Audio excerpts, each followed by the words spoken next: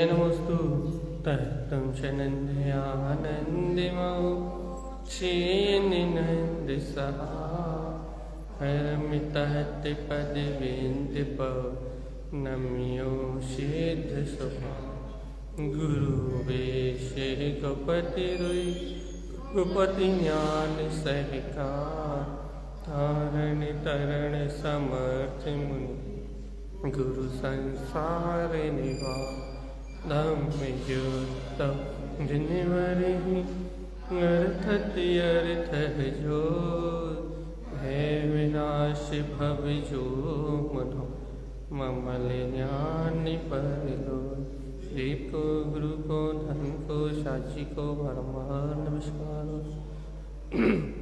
श्री कमलवती श्री ग्रंथराज जी।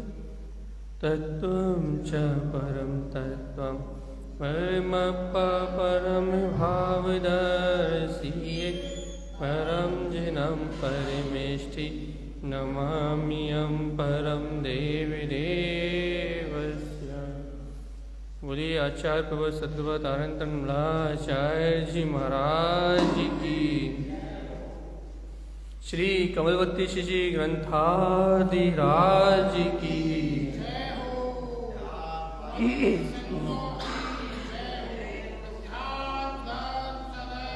जयवंत हो जयवंत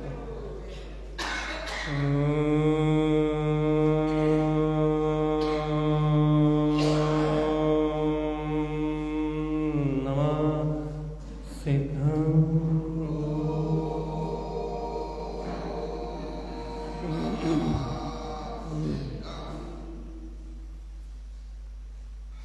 आज अपना वांचन चल रहा है गाथा नंबर 21।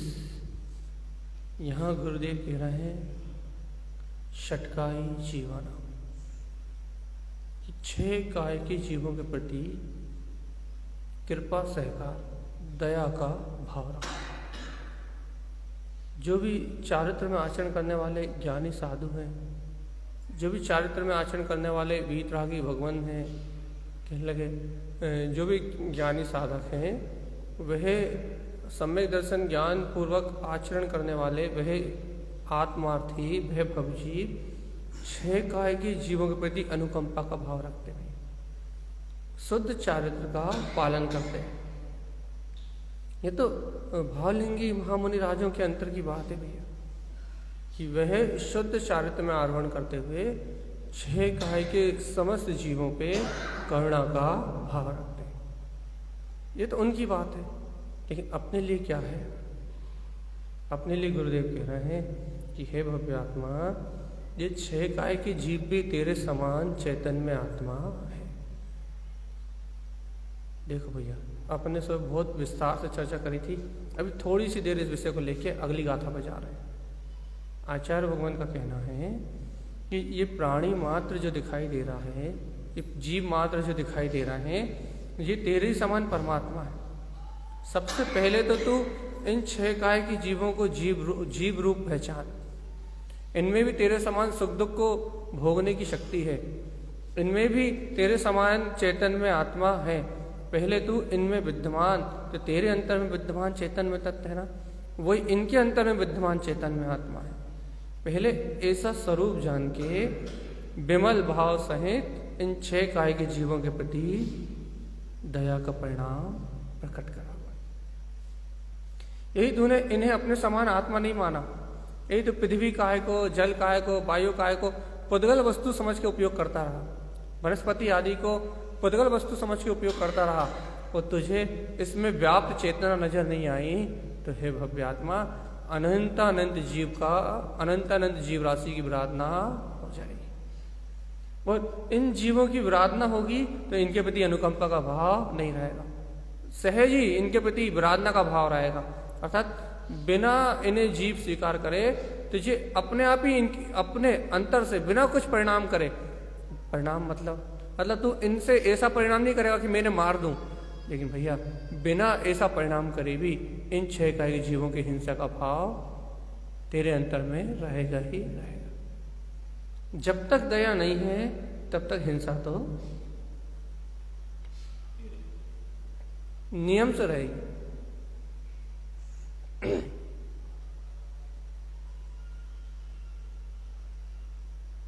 इस बात को अपने को समझना पड़ेगा भैया कि जब तक अपने को 6 काय के जीवों के प्रति दया का परिणाम नहीं, तो हिंसा तो नियम से होगी, अपन करें या ना करें। अर्थात अपन उन्हें मारने का भाव करें या ना करें, हिंसा तो प्रति समय हो ही रही।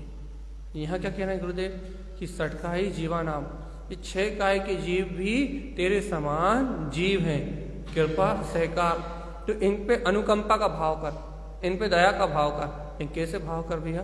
विमल भावेन, विमल भाव सहित। ये विमल भाव को समझना जरूरी है भैया। विमल भाव को समझना जरूरी है मतलब भैया देखो भैया, यदि समल भाव होगा तो कृपा तो होगी आपकी, अनुकंपा का भाव तो अपने अंदर में आता भैया। कैसे अनुकंपा का भाव आता है? जैसे अपने घर में कोई दुखी हो तो दया का भाव तो आता है, पड़ोस में यदि कोई पड़ोसी दुखी हो तो दया का भाव तो आता है। जिनसे राग होता है उनके प्रति दया का भाव तो, लेकिन वो दया का भाव जो आ रहा है वो दया का भाव नहीं है भाई। क्यों नहीं है?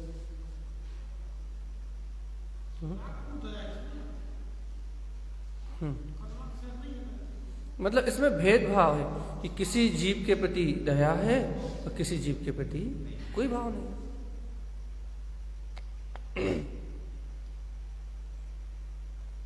इसमें भेद है भैया, भेद, अंतर से ही भेद पड़ा हुआ है। राग भाव होने के कारण से, भाव विमल ना होने के कारण से कैसा भेद है भैया कि जिन जिन के प्रति अनुराग है उन जीवों के प्रति दया। जैसे घर में लड़का बीमार है, बच्चे बीमार है, यदि अपना वाला कोई भी पीड़ा है, अपने समाज पे कोई पीड़ा है, अपने देश में कोई पीड़ा है, तो भैया उन पर तो दया आती है, कोई दूसरे के ऊपर दया नहीं आती। ये तो राग देश में जो दया उत्पन्न होती है, चले ये दया नहीं है, ये तो स्वार्थ पूर्ति के लिए है, ये तो स्वार्थ बस है। तो भैया दया क्या है? पहले जब प्राणी मात्र में दया का भाव उत्पन्न हो, जीव मात्र के प्रति दया का परिणाम उत्पन्न हो, ऐसा आचार्य भगवान का कहना भी है कि सटकाई जीवानाम, ये 6 काय के जीव परस्पर सामने है भैया। 6 काय के जीव सामने अपने हैं, अपने को क्या करना भैया? इनके प्रति विमल भाव सहित अनुकंपा का भाव रखना। अपन ने ये बात बहुत अच्छे से समझी थी कि यदि अपन इन्हें जीव स्वीकार नहीं करते, यदि अपने को इनमें दया का परिणाम नहीं आता, तो अपन इनकी चेतना की विराधना कर रहे हैं। और इनकी चेतना की विराधना करने का फल क्या है भैया? दुर्गतियों का बंध। बिना यदि आप इनमें चेतना स्वीकार नहीं कर रहे तो इनकी चेतना की विराधना हो रही है, इन पे अनुकंपा का भाव नहीं आ रहा, तो इनकी चेतनता की विराधना हो रही है, और इनकी चेतनता की विराधना का फल है दुर्गतियों का बंध, अशुभ आश्रव। क्यों? क्योंकि अपने परिणामों में समता भाव का उदय नहीं होगा। तो गुरुदेव ने कहा ना, सत्व जीव संभावम, इनके प्रति साम्य भाव रखो भैया, समता का भाव रखो, क्योंकि ये भी अपने समान चैतन्य तत्व भगवान आत्मा है। इनके प्रति कैसा भाव रखो भैया? साम्य भाव रखो। कृपा सह विमल करिष्ठ जीवा नाम, और भैया अनुकंपा के भाव से संयुक्त होके इन सारे दुखी जीवों पे, दीन दुखी जीवों पे दया का भाव रखो।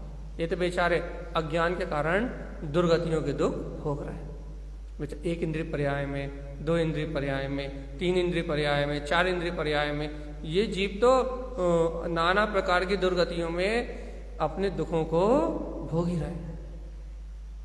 ये तो जन्म मरण कर ही रहे हैं, ये तो आकुलता को भोग ही रहे हैं, लेकिन भैया अपने को इनके प्रति विराधना का परिणाम नहीं रखना, अपने को ये कह के नहीं बसना कि उनकी करने का फल वो जाने, अपने को तो सबके प्रति साम्य भाव रखना।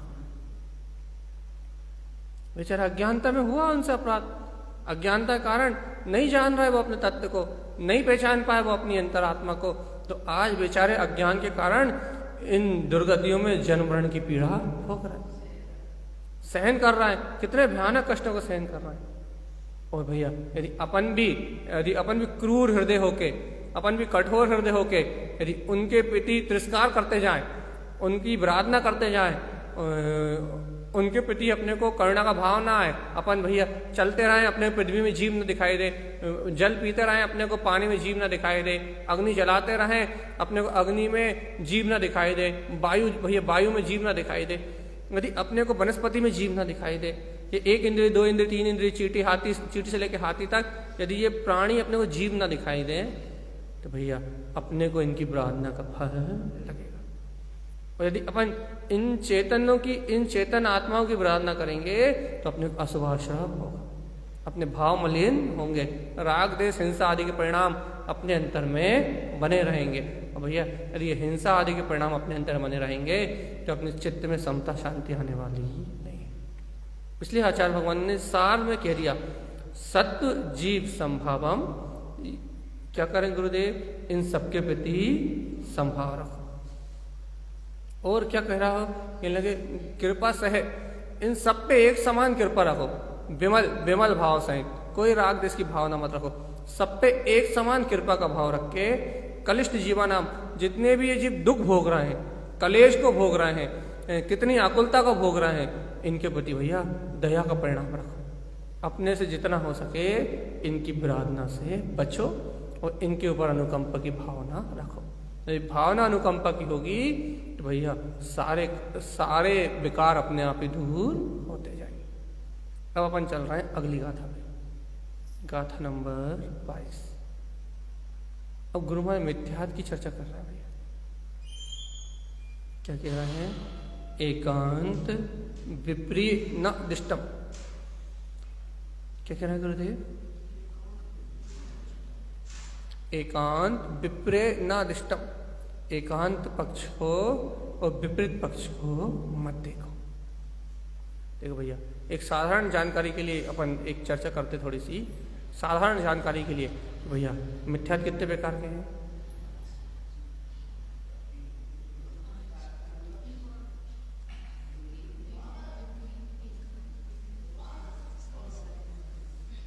देखो पहला प्रश्न अपना, मिथ्यात्व कितने प्रकार के हैं? 2 प्रकार के। मोहिनी कर्म की प्रकृतियां, मिथ्यात्व की प्रकृतियां 3 प्रकार की, मिथ्या, सम्यक मिथ्या, सम्यक प्रकृति मिथ्या। लेकिन ये 3 किसके पास होती हैं? जैसे एक बार सम्यक दर्शन होके छूट गया, उसके 3 हिस्से हुए, तो अभी इसकी तो बात ही नहीं चल रही। अब 2 प्रकार का मिथ्या कितने प्रकार का है?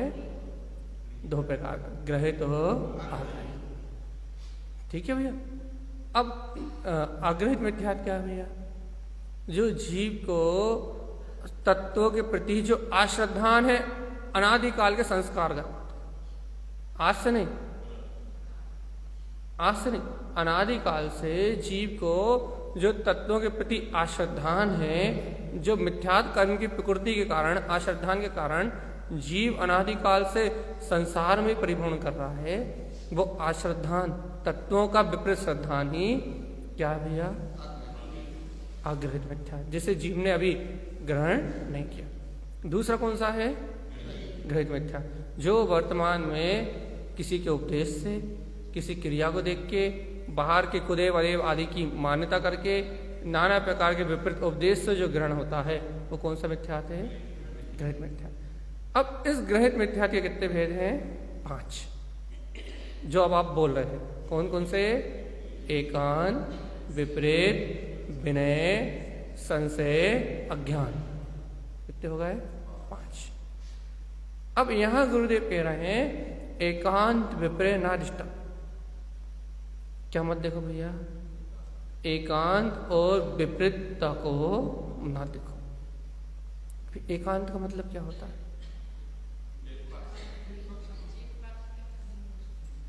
किसी भी वस्तु को एक पक्ष से स्वीकार कर लेना। जैसे आत्मा भैया अनेक धर्मों वाला है, आत्मा किसी अपेक्षा से शाश्वत भी है और पर्याय की अपेक्षा से आत्मा किसी अपेक्षा से नित्य भी है और पर्याय की अपेक्षा से अनित्य भी है। लेकिन अब अपन क्या मानते हैं? आत्मा नित्य ही है, पर्याय को अपन मानते ही नहीं। पर्याय की अपेक्षा से अपन आत्मा को विचार ही नहीं करते। तो भैया अपन यदि किसी भी एक पक्ष को स्वीकार करें, यदि अनेकांत का लोपन करें, जो आत्मा में अनेक धर्म हैं, यदि उन अनेक धर्मों का अपन लोपन करें तो भैया इस लोपन का नाम है एकांत। एकांत। आपने किसी भी पक्ष को एक पहलू से स्वीकार किया तो क्या हो गया भैया? एकांत। अब लोगों की ऐसी धारणा है कि हम शुद्धात्मा है, हम शुद्धात्मा है, हम शुद्धात्मा है, हम ऐसी धारणा कर रहे हैं तो भैया क्या एकांत हो गया? हम तो एक पक्ष से स्वीकार कर रहे हैं, हम तो एक पक्ष को स्वीकार कर रहे हैं कि हम शुद्धात्मा है, हम शुद्धात्मा है, हम शुद्धात्मा है, हम शुद्धात्मा है। हम तो वर्तमान पर्याय को देख ही नहीं रहे। ये राग देश भी चल रहे हैं, मोह कसाई भी चल रही हैं, पाप विषय कसाई भी चल रहे हैं, तो क्या भैया एकांत हो गया? हाँ या नहीं? देखो देखो, मैं शुद्ध हूँ, मैं शुद्ध हूँ, मैं शुद्ध हूँ, मैं शुद्ध हूँ, मैं शुद्धात्मा ही हूँ। अब हम तो भैया एक ही एक बात स्वीकार कर रहे हैं कि मैं शुद्धात्मा ही हूँ। हम दूसरा पक्ष देख ही नहीं रहे। देख ही नहीं रहे मतलब हम ये देख ही नहीं रहे कि अज्ञान भी है, अभी कसाय भी है, अभी राग भाव भी है भैया, अभी पुण्य पाप के उदय भी चल रहे हैं, शरीर भी है, संयोग भी है, अभी इन कसायों का उदय भी चल रहा है भैया। हम तो एक ही एक तरफ देख रहे हैं, मैं शुद्धि हूँ, मैं शुद्धि हूँ, मैं शुद्धि हूँ। तो क्या ये एकांत है? लोग बहुत कहते हैं भैया भाई एक पक्ष को स्वीकार करते, एकांतवादी हो तुम तो शुद्धि शुद्ध शुद्धि शुद्ध शुद्धि शुद्ध शुद्धि शुद्धि की बात करते हो, एकांतवादी हो, निश्चयभाषी हो। तो भैया क्या ये एकांत पक्ष हो गया? हैं? हाँ,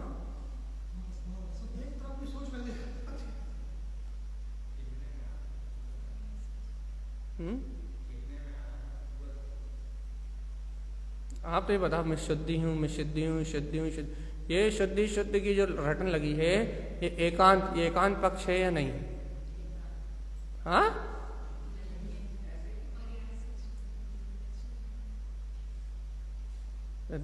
कह मत है ना भाई साहब, ये एकांत नहीं है। आत्मा अनेकांत में ही है, वो स्वभाव से शुद्ध ही है। श्रद्धान के लिए ये जो शुद्ध ही हूं, ये श्रद्धा से ये ग्रहण करना ही उपादेय है, इसलिए ये एकांत पक्ष नहीं। याद रखना, एकांत पक्ष क्या होता है भैया? क्या होता है कि वस्तु को उसके धर्म से स्वीकार ना करना, उसके अनेक धर्मों से स्वीकार न करना। यदि आप आत्मा को उसके स्वभाव से स्वीकार कर रहे हो तो आप तो आत्मा को उसके शुद्ध स्वभाव से स्वीकार कर रहे हो, तो उसके सारे धर्मों को स्वीकार तो कर रहे हो। उसमें अनंत दर्शन है, ज्ञान है, सुख है, वीर है, दर्शन है, ज्ञान है, चारित्र है, दर्शन ज्ञान चारित्र गुण की पर्याय है। यदि आप आत्मा को शुद्धता रूप ध्या रहे हो, शुद्धता रूप दृष्टि रख रहे हो, शुद्धता रूप उसका अनुभव कर रहे हो, तो ये एकांत पक्ष याद रखना। क्योंकि लोग बात कहने वाले आपसे कह देते हैं और आप सुनने वाले सुन लेते हो। एकांत पक्ष क्या होता है भैया? कोई भी कहे फिर एकांत के पक्ष किसे कहोगे? किसे कहोगे भैया एकांत पक्ष? भैया जो अनंत जो अनेकांत का विरोध करे, जो एक वस्तु में अनेक धर्मों को स्वीकार ना करे। हम स्वीकार करते हैं कि आत्मा स्वभाव शक्ति भी, विभाव शक्ति भी। हम ये नहीं कहते कि आत्मा में विभाव शक्ति नहीं है। हम स्वीकार करते हैं कि आत्मा में दो धर्म है, स्वभाव रूप शक्ति भी है, विभाव रूप शक्ति भी है। लेकिन हमारे लिए उपादेय है शुद्ध स्वभाव, इसलिए हम अपने आप को शुद्ध ही स्वीकार करते हैं और विभाव की ओर नहीं देखते। अनेकांत पक्ष नहीं, ये अनेकांत पक्ष है, ये एकांत भाव नहीं। इसलिए कोई कुछ भी कहे सुनना नहीं। ठीक है, तो हाँ, यहाँ क्या चल रहा, क्या कह रहे हैं अपन? एकांत। एकांत का मतलब क्या होगा भैया?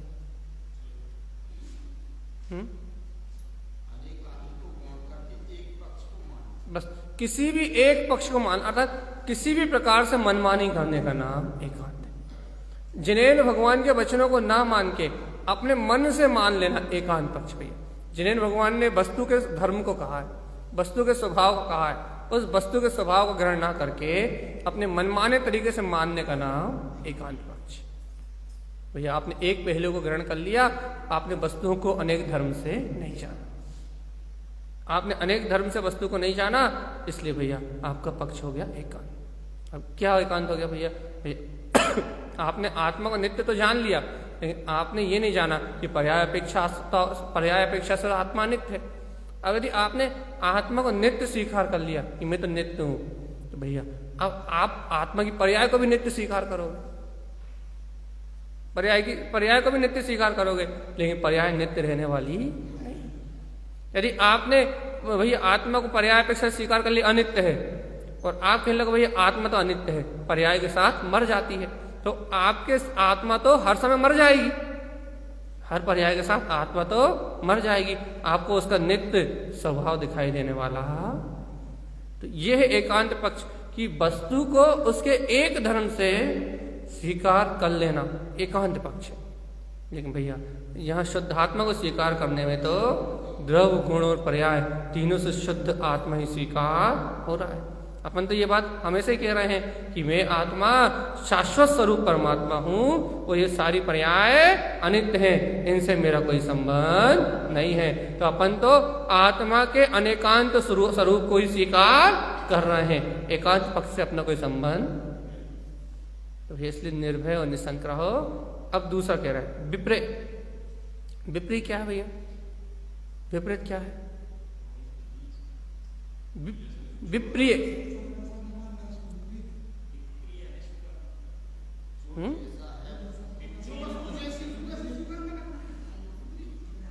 हाँ, क्या कह रहा है?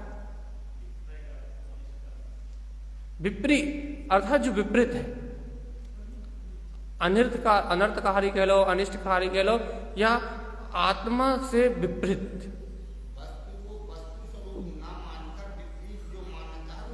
वस्तु स्वभाव को स्वीकार न करके वस्तु से विपरीत धारणा करना, वस्तु के यथार्थ स्वभाव से स्वीकार न करके वस्तु की विपरीत धारणा करना, इसका नाम है विपरीत। अब गुरुदेव की आज्ञा सुनो भैया। एकांत विपरीत नादिष्टम। हे भव्यात्मा, एकांत पक्ष को और आत्मा से जो विपरीत पक्ष है, इन दोनों पक्ष को मत देखो। जीवन में घटाना भैया अपने को ये सत्य, ये अनुभव अपने जीवन में घटा रहा है और इस सत्य को अपने जीवन में उतारना है। क्या कह रहे हैं गुरुदेव कि एकांत विपरीत नादिष्टम। हे भव्य आत्मा, तुम हमेशा अनेकांत में दृष्टि रखो, तो कभी तुम्हें किसी से बैर विरोध उत्पन्न नहीं होगा, और हमेशा सर्वज्ञ भगवान जो वस्तु स्वरूप कह रहे हैं उस वस्तु स्वभाव को ही स्वीकार करो। तो कहना वस्तु स्वभाव को स्वीकार करोगे तो कभी तुम्हें संशय विभ्रम आदि दोष उत्पन्न नहीं होंगे।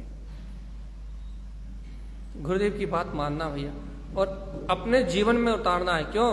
क्योंकि जिस जीव का श्रद्धान एकांत और विपरीत नहीं है, अर्थात जिस जीव की श्रद्धा शुद्ध है, जो एकांत और विपरीत अभिप्राय की ओर नहीं देखते, वही जीव, उनके लिए क्या क्या है? मध्यस्थम विमल शुद्ध साव।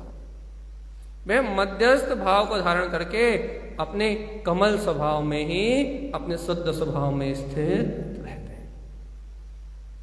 मध्यस्थता को धारण करना है, अपने मध्यस्थ भाव को ग्रहण करना भैया, समता भाव को ग्रहण करना है, सामंजस्य का भाव, सम्यक ज्ञान का भाव प्रकट करना है।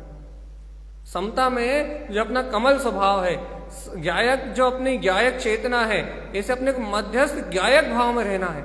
मैं तो ज्ञाता दृष्टा भगवान आत्मा, मैं तो शुद्ध वीतराग तत्व भगवान आत्मा हूं, कर्म मल से मेरा कोई संबंध नहीं। अपने को ऐसे मध्यस्थ भाव में रहना है, ऐसे साक्षी भाव में रहना है। तो गुरुदेव साक्षी भाव में, मध्यस्थ भाव में अर्थात ज्ञायक भाव में रहने की कला बता रहे हैं। हे जीवात्मा, तू ज्ञायक भाव में रह सकता है। हे जीवात्मा, तू ज्ञाता भाव में रह सकता है। तू निरंतर समता भाव को धारण कर सकता है। तू निरंतर वीतराग भाव की साधना कर सकता है। कमल भाव में, ज्ञायक ज्ञान स्वभाव में ठहर सकता है। गुरुदेव क्या उपाय है कि हम अपने ज्ञायक भाव में रहें, हम कर्ता भाव से ना जुड़ें, हम भोक्ता भाव से ना जुड़ें, हम अपनत्व भाव से ना जुड़ें, हम कर्तत्व भाव से ना जुड़ें, हम किसी से ममत्व भाव से ना जुड़ें, हम किसी से विकारी परिणाम से ना जुड़ें। इसका उपाय क्या है? है ना उपाय? क्या उपाय है? एकांत विपरीत नादिष्टम। तुम एकांत पक्ष को ग्रहण मत करो, और जो आत्मा से विपरीत है अर्थात जो वस्तु स्वरूप से विपरीत है उसकी ओर मत देखो। यदि तुम एकांत पक्ष को नहीं देखोगे, यदि किसी राग पक्ष से एकांत को ग्रहण नहीं करोगे, तो भैया अपने आप ही तुम्हें मध्यस्थ का भाव बना रहे। देखो भैया, अपने को आकुलता का भाव कब होता है? जब अपन किसी का पक्ष करते हैं। मान लो आपको यदि मेरा पक्ष है, तो यहां कोई दूसरा आएगा तो उसके प्रति द्वेष का परिणाम अपने आप ही हो गई होगा। और यदि आपको मेरा पक्ष है, तो आप मेरे बारे में, आपके अंदर में जो पक्ष पड़ा है, आप उस अनुसार ही सोच पाओगे। उसके आगे पीछे आपको कुछ विचार करने में नहीं आए। एक उदाहरण है, एक दिस उदाहरण है कि अपन यदि किसी चीज का पक्ष कर लेते हैं, चाहे वो इंद्रिय विषयों का हो, चाहे वो वासना का हो, चाहे वो बाहर के लौकिक पदार्थों का हो, चाहे वो धन का हो, चाहे संपत्ति का हो, यदि अपन किसी भी चीज का पक्ष कर लेते हैं, एकांत में अपन किसी भी चीज को यदि ग्रहण कर लेते हैं, किसी वस्तु का पक्ष कर लेते हैं, जैसे अपन राग का राग रूप पक्ष कर लें, जैसे ऐसे समझो, जैसे इस जीव ने अनादिकाल से संसार का पक्ष कर रखा है। तो अब बताओ, संसार का पक्ष करने के कारण से इस जीव से बोलो कि क्या करना है, तो वो क्या कहेगा?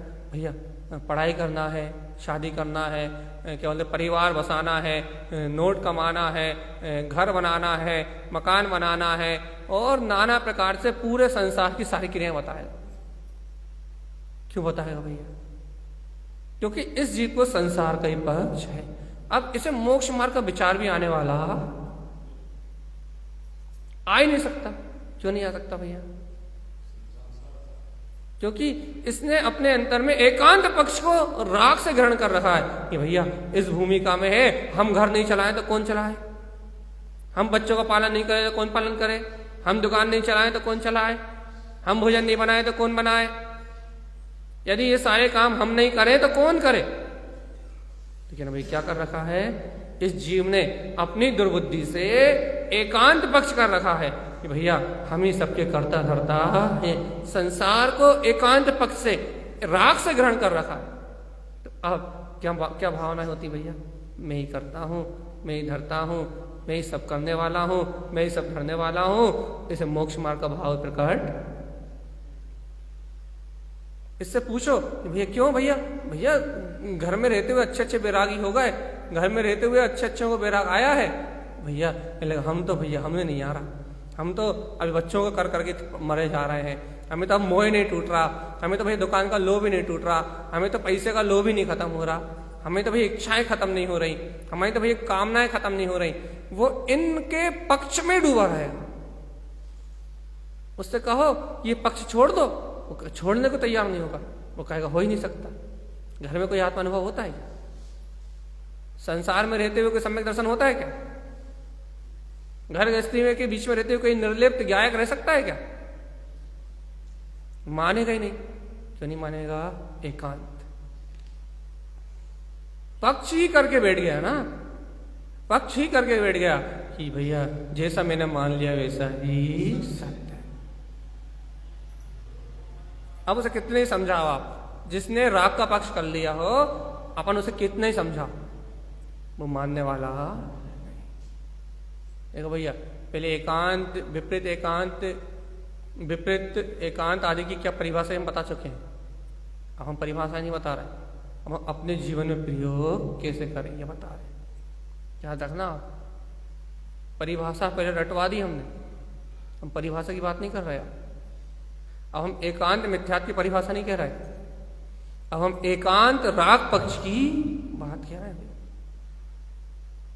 सावधान, अब हम परिभाषा नहीं रटवा रहे, अब हम अपने जीवन में प्रयोग की बात कर रहे हैं कि यदि आपने कोई भी पक्ष अपने अंदर में रख लिया, आपने यदि अपने मन में कोई भी पक्ष रख लिया, किसी भी प्रकार के अज्ञान भाव का पक्ष यदि आपके मन में आ गया, किसी भी राग का पक्ष यदि आपने अंदर में रख लिया, अब राग का उदाहरण दे दिया। अब देखो दूसरी तरफ से विचार करते हैं, यदि आपने किसी से भी द्वेष का पक्ष आपके मन में आ गया, भैया अमित भैया तो बहुत बुरे हैं, तो यदि आपने यदि आपका मेरे प्रति द्वेष पक्ष हो गया, तो भैया अब मेरी कितनी अच्छाई हो आपको दिखाने ही देने वाली।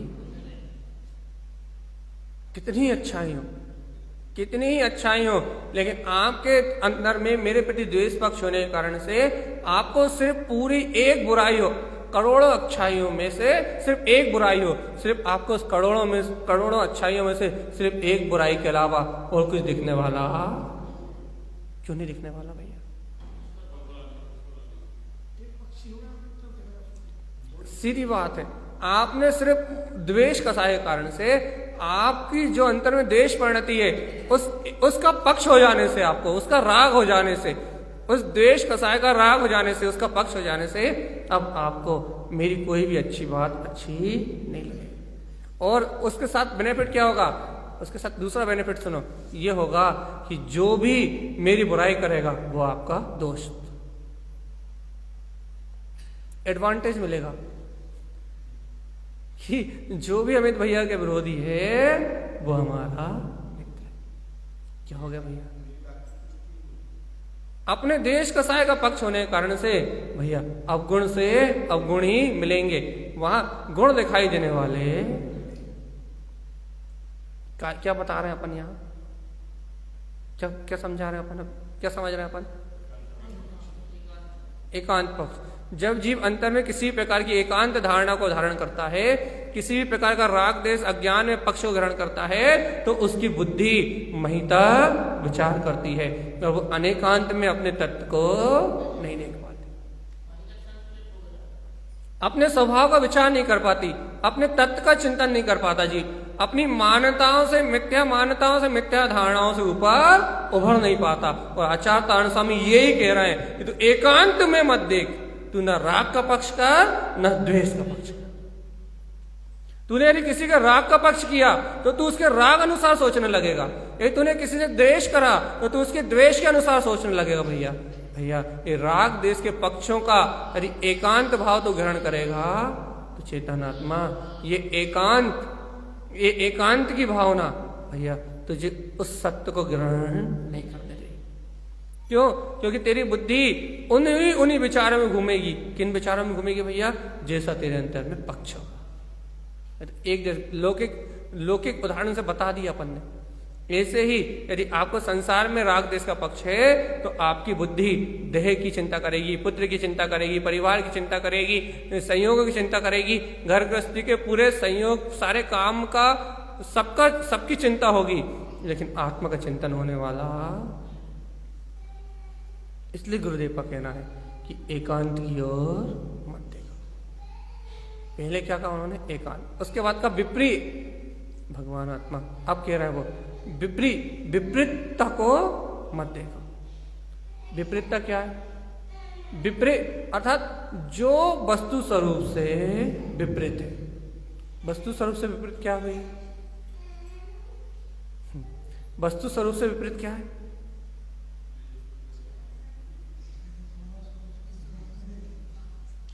वस्तु स्वरूप, अच्छा वस्तु स्वरूप कैसे कहते हैं? जैसे पानी का स्वभाव शीतल है, हम शीतलता स्वीकार ही ना करके उसको उष्ण रूप स्वीकार कर रहे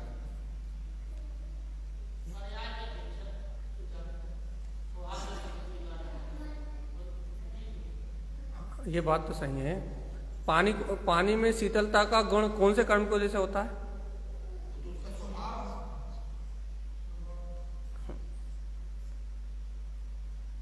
हमें याद नहीं आ रहा, शायद अताप नाम के कर्म की वजह से होता है।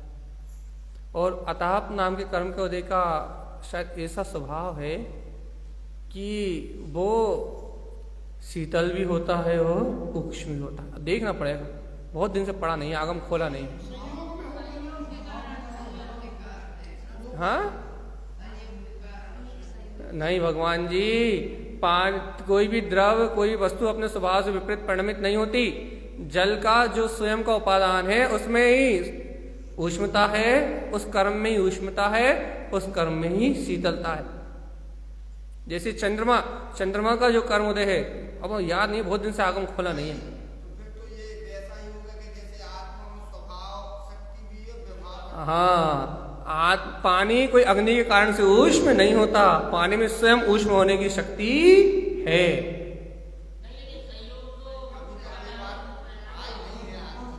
हम कह रहे हैं ना, हमें अध्यात्म की रुचि होने के कारण से हमने बहुत दिन से आगम खोल के नहीं देखा, नहीं तो अब पहले हम आपको कर्म प्रकृति का नाम भी बता देते हैं, कल देख के बताते हैं हम आपको।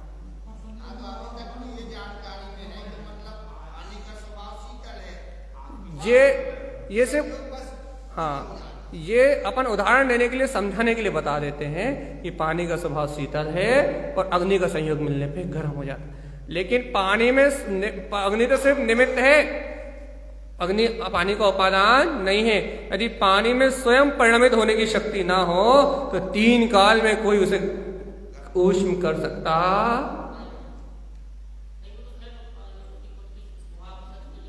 उसमें खुद स्वयं की शक्ति है।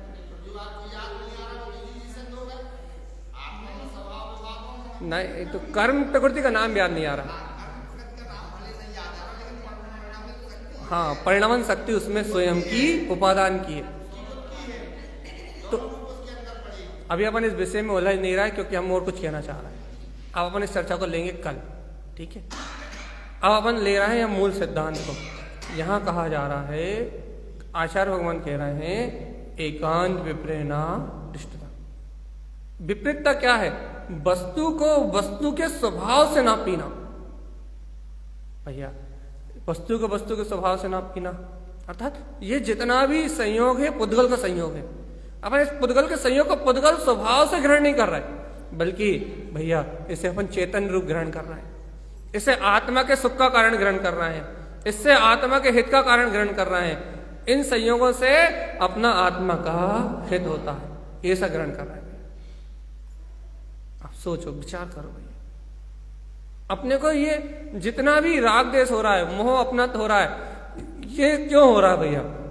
क्योंकि अपन वस्तु को वस्तु के स्वभाव से स्वीकार नहीं कर रहा है। वस्तु को वस्तु के स्वभाव को छोड़ के, वस्तु के यथार्थ स्वभाव को छोड़ के अपन वस्तु को विपरीत ग्रहण कर रहे हैं। आचार्य भगवान का यही कहना है, एकांत अर्थात किसी भी एक पक्ष से, राग या द्वेष के किसी भी एक पक्ष से वस्तु को मत देखो, किसी भी पक्ष से, किसी पक्ष से वस्तु को मत देखो, और भैया वस्तु को वस्तु के विपरीत स्वभाव से मत देखो। वस्तु कभी भी अपने विपरीत स्वभाव को, यदि आप वस्तु को वस्तु के विपरीत स्वभाव से देखोगे तो भैया आपकी दृष्टि अपने आत्म तत्व को ग्रहण नहीं कर पाएगी। आत्मा को ग्रहण ना करने का एक ही कारण है चेतन आत्मा की दृष्टि का विपरीत होना। दृष्टि का विपरीत होना। भैया घर पुत्र परिवार में यदि आपको जड़ भासे कि भैया ये जड़ है और इन जड़ में आत्मा का सुख दुख नहीं है, तो 90% दुख तो वैसे ही खत्म हो जाएगी, 90% आसक्ति तो वैसे ही खत्म हो जाएगी भैया, 90% आकुलता तो वैसे मिट जाएगी। लेकिन ये जीव आकुलित इसलिए है, या तो ये एकांत पक्ष ग्रहण करता है, या तो विपरीत वस्तु स्वरूप से विपरीत देखता है। तो भैया आचार्य भगवान ने पहली आज्ञा दी कि ना एकांत में देखो और ना विपरीत में देखो। ये तुमने एकांत और विपरीत ये दो वस्तुओं का परित्याग कर दिया, अर्थात एकांत और विपरीत दृष्टि का परित्याग कर दिया, तो आचार्य भगवान का कहना है मध्यस्थम विमल शुद्ध सहावम। हे आत्मा, तुम इन सब विकल्पों को छोड़ो ना, इन सब अज्ञान धारणाओं को छोड़े ना, और जो तुम्हारा मध्यस्थ जो साम्य भाव में अपना गायक स्वभाव है, जिसमें किसी प्रकार का कोई कलमल नहीं है, ऐसे शुद्ध स्वभाव में रहो ना। तुम एकांत पक्ष को देखते हो इसलिए तुम्हें अपना गायक स्वभाव दिखाई नहीं देता। तुम वस्तु स्वरूप से विपरीत मान्यता करते हो, वस्तु स्वरूप से विपरीत धारणा करते हो, इसलिए भैया अपने गायक प्रति प्रतीति नहीं आती। क्योंकि तुम विपरीत श्रद्धा रखोगे, विपरीत देखोगे, विपरीत जानोगे, तो भैया निराकार आत्म तत्व का अनुभव कैसे आएगा? अच्छा देखो, ऐसे समझो, अपन यदि विपरीत दृष्टिकोण से यदि पर पदार्थों को देखेंगे तो उसमें राग देश और मोह उत्पन्न हुए बिना, मिथ्यात्व के बिना अपन भैया अच्छे से, क्यों? क्योंकि विपरीत देखने से, जैसे अपन वस्तु स्वरूप से विपरीत देखेंगे, वैसे भैया विपरीत देखना ही तो मिथ्यात्व है। किसी वस्तु को विपरीत देखना ही तो मिथ्यात्व है। क्या भैया बात समझ में नहीं आ रही? देखो भैया, देखो गुरुदेव काहे की सिद्धि करने कह रहा है, और सरल कर रहे हैं हम चर्चा को। एक एक व्यक्ति के जीवन में घटना चाहिए। इस गुरुदेव क्या कह रहे हैं भैया, आपने क्या करना है, मध्यस्थम विमल शुद्ध स्वभाव। क्या करना है आपने, काय की सिद्धि करना है भैया,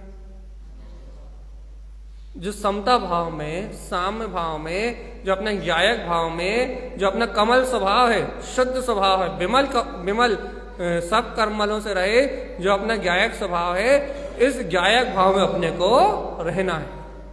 सिद्धि काय की करना है भैया अपने को, अपने कमल स्वभाव। अपने सिद्धि क्या करना है कि जो मेरे अंतर है, मेरी ज्ञायक जो मेरे अंतर में मेरी ज्ञायक चेतना है, उस ज्ञायक चेतना में मुझे रहना है। अब अपन भैया विचार करते हैं, चिंतन करते हैं, आप और हम दोनों मिलकर चिंतन करते हैं। भैया हमें हमारे ज्ञायक स्वभाव में रहने कौन नहीं देता, बताओ भगवान, हमें हमारे ज्ञायक स्वभाव में रहने कौन नहीं देता? विचार करो भैया, चिंतन करो, क्योंकि अपन चिंतन नहीं करते, सुनते हैं, समझते हैं और चले जाते हैं। अपन उस बात पे चिंतन नहीं करते, और जब तक अपन स्वयं चिंतन नहीं करेंगे तब तक अपने को अपने अंतर की प्रवृत्ति पकड़ में नहीं आएगी। करो चिंतन भैया कि कौन है जो हमें हमारे ज्ञायक स्वभाव में रहने नहीं देता, कौन है जो हमें मध्यस्थ भाव को ग्रहण नहीं करने देता, कौन है भैया? अब वाले हम आपको गिना रहे हैं। अब वाले गुरुदेव क्या करें, मध्यस्थम विमल शुद्ध साहबम, मध्यस्थ अपने कमल स्वभाव में रहो। अब देखो मध्यस्थ समता भाव में, ज्ञायक भाव में नहीं रहने में सबसे बड़ा बाधक कौन है कि ना, राग देश का परिणाम। जहां किसी भी वस्तु के प्रति राग या देश का पक्ष होता है, एकांत पक्ष होता है, उसी समय हम अपने मध्यस्थ भाव को, अपने समता भाव को छोड़ के हमारी परिणति उन राग देश परिणामों में उलझ जाती है। वह प्रयोग नहीं हो। अपन कहते ना भैया कि हम मध्यस्थ भाव में नहीं रह पाते, हम समता भाव में नहीं रह पाते, हम ज्ञायक भाव में नहीं रह पाते, हमें निर्लिप्त सब कर्ममल से रहित जो हमारा ज्ञायक कमल की तरह खिला खुला हुआ स्वभाव है, जिसे यहाँ आचार्य भगवान कह रहे हैं कि मध्यस्थम विमल शुद्ध साहबम, कि हे प्राणी तू तो अपने मध्यस्थ भाव में रहे, तू तो अपने कमल भाव में रहे, तू तो अपने ज्ञाता भाव में रहे, तू तो प्रसन्न चित्त रहे, आनंद में प्रसन्न चित्त रहे, खिला खुला भगवान आत्मा है तू, तू तो जानने देखने वाला चैतन्य तत्व भगवान आत्मा है, तू तो खिला खुला भगवान आत्मा है, तू तो ज्ञायक तत्व भगवान आत्मा है, अपने आनंद में रहे। अब आचार्य भगवान कह रहा है कि हे भव्य आत्मा तू ज्ञायक स्वभाव में रहे। अब भैया अपन अपने अंदर सर्च करो कि भैया हम ज्ञायक में क्यों नहीं रह पाते, हमारी परिणति ज्ञायक में क्यों नहीं ठहरती, हमारी परिणति मन वचन काय के साथ बाहर क्यों भक्ति रहती है। तो अपने आप ने जैसे विचार करोगे, जैसे अपने आप में अंतर में देखोगे, तो आपको पता लगेगा आपके मन में, आपके अंतर में किसी न किसी के प्रति राग या द्वेष की भावनाएं चलती रहती, इष्ट अनिष्ट के परिणाम चलते रहते हैं। और जब राग देश की भावना चलती रहती है तो भैया, जब भावना ही राग देश की चल रही है, राग देश की तीव्र भाव जब परिणमित हो रहा है, तो समता भाव, मध्यस्थता का भाव, ज्ञायक भाव, इसका अनुभव कैसे होगा? देखो पहली बात पकड़ ली, एकांत पकड़ में आ गया कि या तो अपन राग के पक्ष में घूमते रहते हैं या द्वेष के पक्ष में घूमते रहते हैं। इसलिए अपने अंतर में साम्य समता भाव में जो ज्ञायक ज्ञान स्वभाव है उसका आनंद उत्पन्न नहीं होता। पहला कारण। अब हम दूसरे कारण की ओर चलते हैं भैया, विपरीत। अब भैया विपरीत क्या है, क्या होता भैया?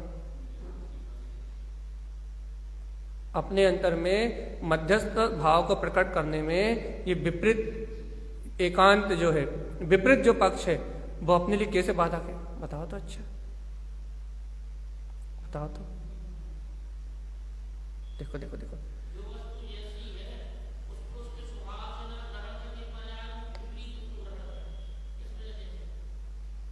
ऐसे ही है, लेकिन इसे थोड़ा डिटेल में बता रहे हैं। देखो, जब अपन किसी भी वस्तु का विपरीत सिद्धांत करते हैं, किसी वस्तु का विपरीत ग्रहण करते हैं, जैसे पुद्गल को अपन ने अपना ग्रहण किया, तो जैसे ही अपन किसी वस्तु को विपरीतता से ग्रहण करते हैं, उसके स्वभाव से ग्रहण नहीं करते, तो उस वस्तु को जैसे ही विपरीत ग्रहण करोगे आप खुद देखो भैया, यदि आप किसी वस्तु को विपरीत ग्रहण करोगे, उसके स्वभाव से विपरीत ग्रहण करोगे, तो आपको उसमें नियम से मोह की परिणति उत्पन्न होगी। उसमें 4 प्रकार की कसाय आपको उत्पन्न होगी। अब कैसे भैया? जैसे हीरे की अंगूठी को आपने देखा, अब आपने उस हीरे को हीरा पदार्थ वही स्वीकार किया कि भैया ये हीरा है भैया। अब आपने जैसे उसे हीरा स्वीकार किया, उसे कीमती स्वीकार किया, तो भैया जैसे आप उसे हीरे रूप स्वीकार करोगे, तो आपको उसे ग्रहण करने का भाव तो नियम से आएगा। और यदि आप उसे पुद्गल स्वीकार करोगे, तो आपको उसे ग्रहण करने का भाव। सरल उदाहरण देते भैया, क्या सरल उदाहरण दे? जैसे कि आपको गुलाब जामुन बहुत पसंद है, अब आपने गुलाब जामुन को अपने सुख का रस स्वीकार किया भैया, उसे वस्तु स्वरूप से विपरीत स्वीकार किया। क्या स्वीकार किया? कि गुलाब जामुन में तो आनंद ही आनंद है, गुलाब जामुन ग्रहण करने में तो सुख ही सुख है, गुलाब जामुन ग्रहण करना सुख का कारण है। क्या स्वीकार किया आपने? वस्तु स्वरूप ये नहीं है। सुख का साधन क्या है? आत्मा। सुख का साधन क्या है? आपका ज्ञान। सुख का साधन क्या है? आपका अतीन्द्रिय आत्मा। लेकिन आपने क्या ग्रहण किया? सुख का साधन तो भौतिक वस्तु है, सुख का साधन तो गुलाब जामुन है, सुख का साधन तो इंद्रियों के प्राप्त होने वाले विषय हैं। जैसे ही आपने मिथ्या विपरीत वस्तु स्वरूप से जैसे ही आपने विपरीत को स्वीकार किया, विपरीतता को स्वीकार किया, तो बताओ आपको उन पदार्थों को ग्रहण करने की भावना हुई या नहीं? अब इसे उल्टा उल्टा उल्टा उल्टा लगा लो भैया, आपने ग्रहण कर लिया, ये आपने ये स्वीकार किया कि भैया क्या बोलते हैं, मेरे लिए दुख का कारण ये है। कोई भी वस्तु का आपने दुख का कारण स्वीकार कर लिया, ये स्वीकार कर लिया भैया, कोई भी वस्तु को आपने दुख का कारण स्वीकार कर लिया, तो अब आप बताओ उस वस्तु को यदि आपने अपने सुख या दुख का कारण स्वीकार किया है, तो आपको उसके प्रति विकल्प हुए बिना रहने वाले हैं। तो भैया जब तक विकल्प रहेंगे, जब तक वस्तु के प्रति विपरीत धारणा रहेगी, जब तक वस्तु को विपरीत रूप से मानते रहोगे, उसके प्रति विरक्ति का भाव आने वाला। आप उसमें अनुरक्ति रहोगे, आप उसकी कामना में अनुरक्ति रहोगे, आप उसकी पूर्ति के लिए आकुलित ही रहोगे। आपको भैया उससे विरक्ति का भाव आने वाला नहीं। और चेतनात्मा जब तक भी एकांत और विपरीत ये 2 वस्तुएं हैं, तब तक राग देश का अभाव, जब तक मिथ्या परिणतियों का अभाव, जब तक कसाय भाव का अभाव नहीं होगा, और जब तक कसाय भाव का अभाव अर्थात कसाय भाव मन नहीं होंगे, उपसमित नहीं होंगे, तब तक मध्यस्थम विमल शुद्ध सा। सही बताओ, मध्यस्थ भाव में रहना भी है या नहीं रहना? भाव उत्पन्न होते भी नहीं होते कि मुझे भैया ज्ञायक भाव में रहना। आचार्य भगवान कह रहे हैं कि मैं ज्ञाता दिष्टा परमात्मा ही। तो कभी ऐसे अंतर आत्मा के सुख में, अंतर आत्मा के आनंद में, अपने अंतर अनंत चतुष्टय का नाथ वीतराग तत्व भगवान आत्मा है, क्या ऐसे अंतर आत्मा में रहने का भाव आता है या नहीं आता? क्या कभी अपनी अंतरात्मा सुख स्वरूपी है, अपना चेतन में ज्ञायक पिंड, जिसे कमलवती जी में गुरु महाराज पहली घाता से कह रहे हैं, भैया तू कर्मों से रहित, कर्मल से रहित, तू तो ज्ञाता दिष्टा भगवान आत्मा है, तू तो ज्ञायक भगवान आत्मा है, तू तो जानने देखने वाला है, तू तो ज्ञान विज्ञान में चेतन तत्व आत्मा है, तू तो इन परभाव से भिन्न परमात्मा है। पहली गाथा से गुरु महाराज कह रहे हैं भैया तत्व हम च परम तत्व, पहली गाथा से कह रहे हैं तू परमात्मा है, तो कमल स्वभावी आत्मा है, इन कर्म विकारों से तेरा कोई संबंध नहीं। अब भैया ऐसे ज्ञान भाव में रहने का भाव आता नहीं आता, ऐसे सुख स्वरूप में रहने का भाव आता नहीं आता। गुरुदेव पे कह रहा है कि हे भवात्मा मध्यस्थम, मध्यस्थ भाव में रहो, मध्यस्थम विमल शुद्ध साव, कल मल से रहित जो अपने आत्मा का मध्यस्थ भाव है, इस मध्यस्थ भाव में रहो, गायक भाव में रहो भैया।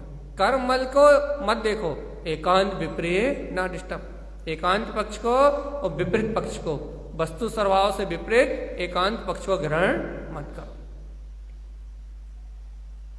अच्छा एक बात बताओ, एकांत पक्ष को ग्रहण करने का नुकसान समझ में आ गया? क्या नुकसान है एकांत पक्ष को ग्रहण करने का?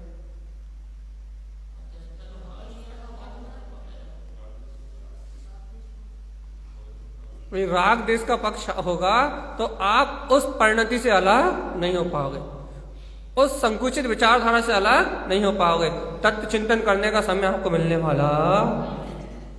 यदि वस्तु स्वरूप से विपरीत किसी भी पदार्थ को ग्रहण करोगे तो भी आपके विकल्प रुकने वाले नहीं।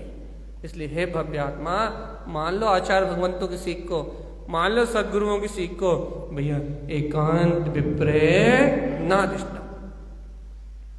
हम कुछ भी कर लेंगे भगवान जी, लेकिन अपनी दृष्टि में एकांत को अर्थात राग द्वेष के पक्ष को और वस्तु स्वरूप से विपरीत चिंतन को, चिंताओं को अपने अंतर में स्थान नहीं देंगे। अरे जब वस्तु को विपरीत ग्रहण करते हो तो चिंता और आकुलता होती है।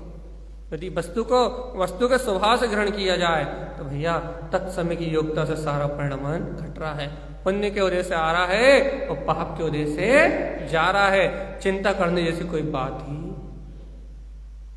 आकुलित होने जैसी कोई बात ही, लेकिन अपने को आकुलता होती है, अपने को चिंता होती है, अपने को टेंशन होती है, अपना मूड ऑफ होता है, अपन नाना प्रकार के कलेश भाव में रख जाते हैं। भैया ऐसा लगता है भैया टेंशन हो रही है, बहुत सर दुख रहा है, भैया बहुत पीड़ा हो रही है। काहे की पीड़ा हो रही है? कौन ने तुझसे क्या कह दिया? भैया कोई क्या कुछ कहेगा, अपनी दृष्टि ही विपरीत है। अपन अपने कर्मोदय को स्वीकार ही नहीं कर पा रहे, अपन वस्तु की व्यवस्थित व्यवस्था को स्वीकार ही नहीं कर पा रहा है, अपन वस्तु से विपरीत श्रद्धान कर रहे हैं। इसलिए भैया दिन भर काय में निकल रहा है, कहीं चिंताओं में, कहीं टेंशन में, कहीं आकुलता में, कहीं पीड़ा में, नाना प्रकार की चिंताओं में, नाना प्रकार की पीड़ा में, नाना प्रकार के दुखों को सहन करते हुए भैया दिन एकांत और विपरीत वस्तुओं को देखने में ही निकल रहा है। और दोष किसको दे रहे हैं भैया? निमित्तों को, घर वालों को, जो निमित्त बना भैया उस निमित्तों को दोष देने में लगे हुए हैं। इसके कारण ऐसा हो गया, इसके कारण ऐसा हो गया, इसने ऐसा नहीं किया तो ऐसा हो गया, इसने ऐसा किया नहीं किया तो ऐसा हो गया। कोई भी अब वस्तु स्वभाव का विचार करने तैयार ही नहीं है, खुद को कर्ता मान रहा है और इस सारे जगत को कर्ता मान रहा है।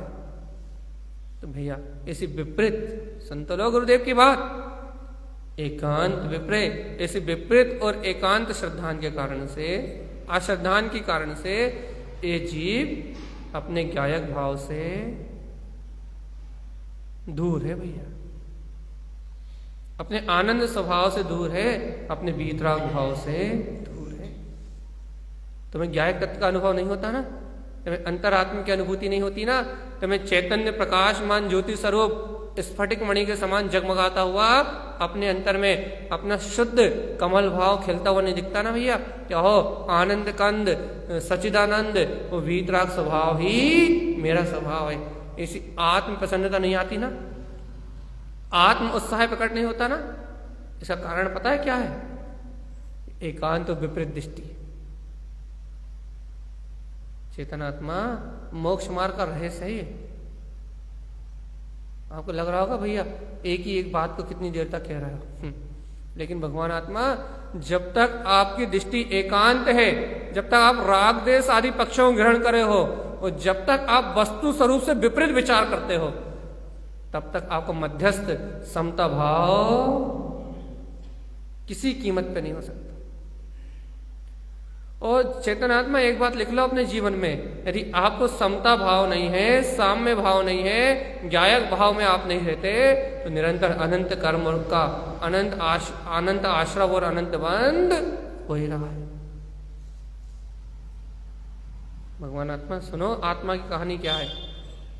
जिस समय जीव एक बार भी इसे आत्मा का अनुभव करता है, हम कितने बार सुनाते हैं ये कहानी, यहाँ जिनेन्द्र भगवान की वाणियों को सुन के, यहाँ आचार्य भगवान के वचनों को सुन के, जिस समय ये जीव इस एकांत और विपरीत भाव को छोड़ता है और मैं गायक तत्व भगवान आत्मा हूं, ऐसे शुद्ध स्वभाव का अनुभव करता है, उस समय से उसे सम्यक श्रद्धा प्रकट होती है। जिस समय से सम्यक श्रद्धा प्रकट होती है, उसी समय से उसके अंतर में मध्यस्थता का भाव जन्म लेने लगता है, साम्य भाव का जन्म लेने लगता है, कर्ता भोक्ता भाव से विरक्त होने लगता है। साम्य भाव जो कमल ज्ञायक भाव है, ऐसा साक्षी भाव उसके अंतर से आने लगता है। भैया मैं तो ज्ञाता दिष्टा हूँ, ये जगत का परिणाम स्वतंत्र है, मैं तो जानने देखने वाला हूँ, ये वस्तु की व्यवस्था स्वतंत्र है, ऐसा साम्य परिणाम आता है। भैया इस साम्य भाव के साथ उसे जिनेन्द्र भगवान की आज्ञा स्वीकार करने से उसी समय धर्म ध्यान की प्राप्ति होती है, आज्ञा विषय धर्म ध्यान प्रारंभ हो जाता है। वो जिनेन्द्र भगवान की आज्ञा के अनुसार, जिनेन्द्र भगवान जैसी आज्ञा दे रहे हैं, उस आज्ञा के अनुसार उसका धर्म ध्यान प्रारंभ हो जाता है। कसाय मंदतर होती है, मंद होती हैं, शुभ लेस्याओं का जन्म होता है। तब वह सम्यक दृष्टि जीव अपने ज्ञायक शुद्ध स्वभाव में ठहरने के अभ्यास को प्रारंभ करता है, और यही अभ्यास, यही मध्यस्थता का भाव, यही साम्य भाव निरंतर वृद्धिगत होता हुआ उसका यही वीतराग भाव में साधु अवस्था में परिवर्तित हो जाता है, यही शुद्ध उपयोग में परिवर्तित हो जाता है। ये जो चौथे गुण स्थान से प्रारंभ होता है ना, मध्यस्थता का भाव, मैं तो ज्ञायक तत्व भगवान आत्मा, जब अपनी चैतन्यता स्वीकार होती ना, ओहो मैं तो ज्ञान विज्ञान में तत्व हूं, जैसे ही श्रद्धान आता है उसी से लगा हुआ, उसी के साथ भैया अपने आत्मा का थोड़ा थोड़ा भोग प्रारंभ हो जाता है। मध्यस्थ भाव, तत्व का निर्णय, वस्तु स्वरूप का चिंतन करने की भावना, फिर थोड़ा थोड़ा आत्मा का उपभोग प्रारंभ हो जाता है। और इस उपभोग के साथ ही उसे कौन से ध्यान की प्राप्ति होती है? आज्ञा विचय धर्म ध्यान की। यहां से वो मोक्ष मार्गी हो जाता है। उसकी पाप रूप प्रवृत्तियां, अशुभ कसाय रूप प्रवृत्तियां गलने लगती हैं और शुभ लेस्याओं का जन्म होने लगता है। यह है मोक्ष मार्ग की पहली सीढ़ी। और यहां से एक बार उसने आगे कदम बढ़ाया तो फिर वो पीछे संसार की ओर मुड़ के नहीं देखता।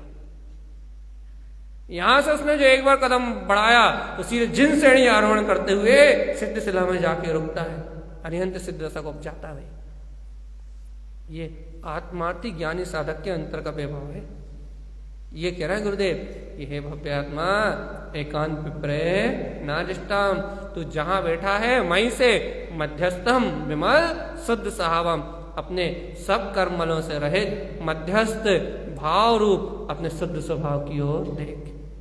अरे धर्म ध्यान को धारण कर चेतन आत्मा, जिन भगवान के आज्ञा के अनुसार वस्तु स्वरूप को स्वीकार कर लेना ही धर्म ध्यान है। हाँ, अनुभूति मत क्या कह रहा? अरे जिन श्रेणी वहीं से तो चौथे गुण स्थान से तो जिन श्रेणी प्रारंभ हो गई।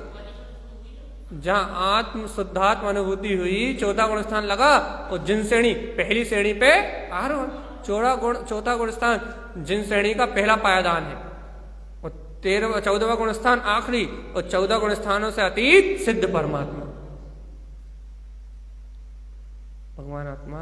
अपना मोक्ष मार्ग दिख रहा है नहीं दिख रहा? आज्ञा विषय धर्म ध्यान प्रारंभ हो गया नहीं हुआ?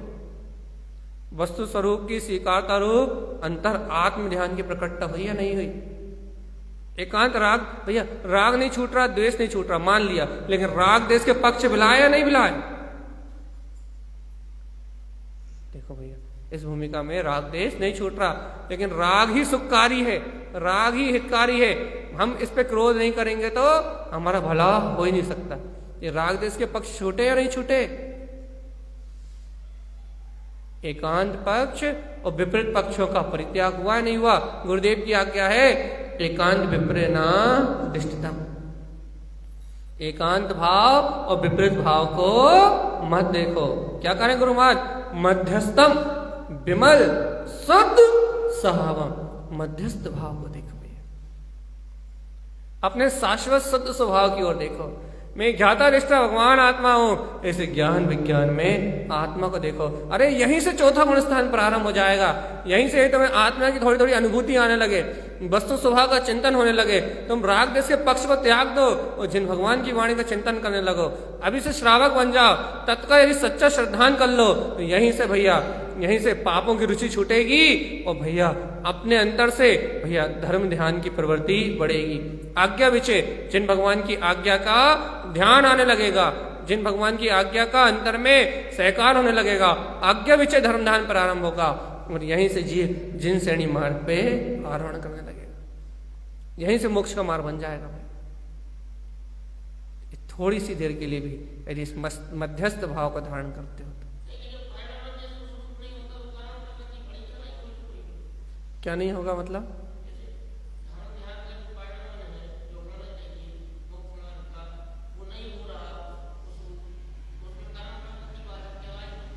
देखो भैया, श्रद्धान है तो धर्म ध्यान, आज्ञा विषय धर्म ध्यान तो होगा ही होगा।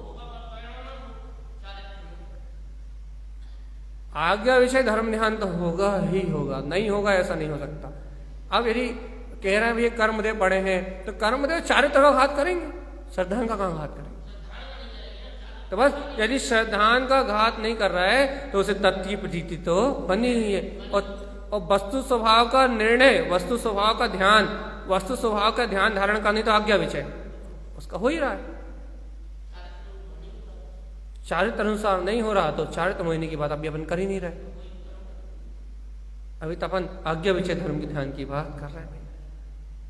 वो आज्ञा विषय अर्थात स्वाध्याय में अपना मन लगेगा, चिंतन में अपना मन लगेगा, वस्तु स्वभाव को श्रवण करने में अपना मन लगेगा, वस्तु स्वभाव को बार बार सहकार करने में, उसकी अनुमोदना करने में मन लगेगा, वस्तु स्वभाव से विपरीत विचार नहीं आएंगे। यही आज्ञा विषय धर्म ध्यान है। वस्तु स्वरूप से विचार के विपरीत विचार ना करना, आज्ञा विषय। भगवान जी देखो चर्चा बहुत आगे निकल गई है और घड़ी कह रही है जयराम जी की, क्या करें? वो कह रही है कि टाटा, क्या करें? इस विषय को लिया जाएगा कल सुबह। लेकिन भैया गुरुदेव की बात मान जाओ। क्या बात मान जाए भैया? एकांत विप्रेना देखोगे या नहीं देखोगे? सही बता दो भैया, गुरुदेव की साक्षी में तो कह दो भगवान जी देखोगे या नहीं? क्या एकांत और विपरीत परिणतियों की ओर देखोगे या नहीं देखोगे? मान जाओ भैया, गुरुदेव कह रहे हैं चौथे गुण स्थान से ही आवृत्ति श्रावक को मध्यस्थम विमल शुद्ध सा, अपना जो मध्यस्थ भाव में, अपना जो ज्ञायक भाव में, अपना जो वीतराग भाव में जो आत्मा है वो दिखाई देने लगता है। गुरुदेव की बात है भैया, गुरुदेव के अमृत में वचन है। गुरुदेव अपनी अनादि काल की जो भूल है उस भूल को निकाल के बाहर फेंक रहा है। वो तुमसे घर छोड़ने नहीं कह रहा है, वो तुमसे पुत्र परिवार छोड़ने नहीं कह रहा है, वो तुमसे ये नहीं कह रहा है कि भैया तुम सब कुछ छोड़ के जंगल में रहने लगो। वो तो ये कह रहा है भगवान आत्मा कि अंतर में जो विपरीत दृष्टिकोण है, जो अपनी विपरीत रुचि है, जो अपनी अज्ञान में रुचि है, उस अज्ञान में रुचि को अपने अंतर से निकाल दो। और जो अपना ज्ञायक ज्ञान में स्वभाव है, जो अपनी ज्ञायक ज्ञान में चेतना है, मध्यस्थम विमल शुद्ध सा, क्या करो भैया? जो अपना विमल स्वभाव है, जो अपना मध्यस्थ ज्ञायक भाव है, उस ज्ञायक भाव को ही देखो। इतना बता दो कि गुरुदेव के वचन स्वीकार है या नहीं? चिंतन करोगे या यहीं भूल जाओ? क्या भगवान आत्मा चिंतन करोगे? सही बताओ, चिंतन करोगे या नहीं करोगे? देखो भैया, गुरुदेव की वाणी है, गुरुदेव के वचन है, और अपन आज गुरुदेव से ही कह दें हाँ क्या? देखो भैया, देखो देखो देखो, इस बात को समाधान कर दें। बुद्धि से याद रखने का नाम याद रखना नहीं होता। फिर आपकी श्रद्धा में वो बात जम जाए, और जब वो बात श्रद्धा में जम जाती है तो वो प्रतीति में आती है।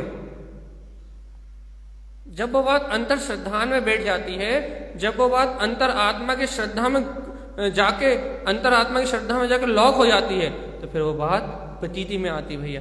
यहाँ बुद्धि से चिंतन होना, बुद्धि से निर्णय होना, बुद्धि से समझना भी ये तो साधन है। ये तो अपन इतनी देर करा ही, 1 घंटे अपन ने बुद्धि से चिंतन करा, समझा, उस बात को अपन ने सुना, नाना पहलुओं से अपन ने उसका विचार करा। लेकिन भैया इतना सब विचार विमर्श होने के बाद निष्कर्ष क्या निकला? निष्कर्ष का नाम है श्रद्धा, निष्कर्ष निकलने का नाम है आस्था, निष्कर्ष निकलने का नाम है समर्पणता, निष्कर्ष निकलने का नाम है स्वीकारता। यदि निष्कर्ष में यदि आपने इस वस्तु स्वरूप को स्वीकार किया है तो आप कितने ही विस्मृत हो जाओ, बुद्धि कितना ही प्रमाद करे, लेकिन अंतर से उस तत्व की प्रतीति आए बिना रहने वाली इस सिद्धांत है भैया। तो अपन इसे गुरुदेव की वाणी सुन रहे हैं, अपन गुरुदेव की भक्ति का एक भजन सुनते हैं। आज के लिए इतना ही। गुरुदेव की कृपा है भैया।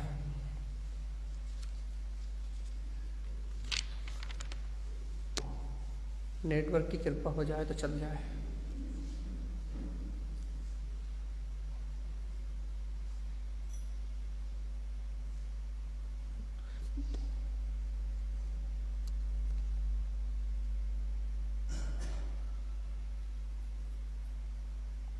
चलो नेटवर्क की कृपा नहीं है।